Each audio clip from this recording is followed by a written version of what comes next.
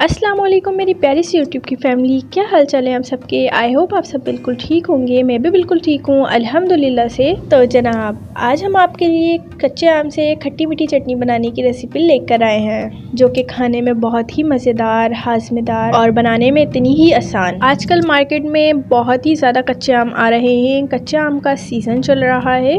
मैंने आपको बहुत सी रेसिपीज़ बताई हैं कच्चे आम की, और अगर आपने वो रेसिपीज़ अभी तक नहीं देखी हैं तो मैं डिस्क्रिप्शन में लिंक दे दूंगी, आप वहां से जाके देख लीजिएगा। तो चलिए कच्चे आम से खट्टी मीठी चटनी बनाना स्टार्ट करते हैं। तो यहाँ पे मैंने 4 अदद केरियां ले ली हैं। उसको अच्छे से वॉश करके उसका छिलका उतार लें और बारीक बारीक इस तरीके से कट कर लें, और इसकी जो गुठली है उसको निकाल देना है। 1 प्याले के करीब इसमें पुदीना जाएगा। डंठल निकाल देने हैं और पुदीने को अच्छे से वॉश कर लेना है। आधा कप चीनी, 2 अदद हरी मिर्चें, 1 टीस्पून नमक।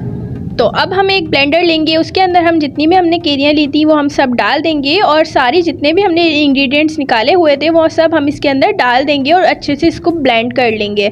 और ज़्यादा आप पतला नहीं करिएगा इस चटनी को, थोड़ा सा पानी आप इसके अंदर डालें और इसे अच्छे से ब्लेंड कर लें। ये चटनी बहुत ही मज़ेदार सी बनती है। गर्मियों के मौसम में किचन में जाने का दिल बिल्कुल नहीं करता, तो आप ये चटनी बनाएँ और खाएँ, और काफ़ी ज़्यादा मज़े की ये चटनी लगती है। आप पराठे के साथ खाएँ और रोटी के साथ खाएं, सब चीज़ों के साथ ये बहुत अच्छी लगती है। और साइड डिश के तौर पे भी खा सकते हैं आप इसे, बहुत ही मज़े की लगती है ये। और समोसे के साथ आप खा सकते हैं इसे, पापड़ वगैरह के साथ भी आप इसे खा सकते हैं। बहुत ही मज़े की लगती है ये, बच्चों बड़ों सबको बहुत पसंद आती है ये चटनी। देखिए यहाँ पे चटनी जो है कितने अच्छे से ब्लेंड हो रही है, और इसका कलर देखिए कितना खूबसूरत लग रहा है। चटनी जो है अच्छे से ब्लेंड हो गई है। अब हम इसे निकाल लेंगे एक बाउल के अंदर। देखिए ये चटनी हमारी कितनी ज़बरदस्त पिसी है, और इसका टेक्सचर देखिए कितना ज़बरदस्त आया है। ये चटनी खाने में बहुत ही मज़े की लगती है, खट्टी मीठी सी बहुत मज़े की लगती है। आप ज़रूर ये रेसिपी ट्राई करिएगा।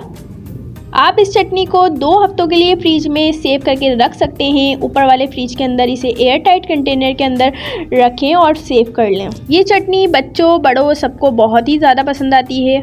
अगर आपने ये चटनी एक बार खा ली तो आप चाहेंगे कि आप बार बार इस चटनी को बनाएं और खाएं।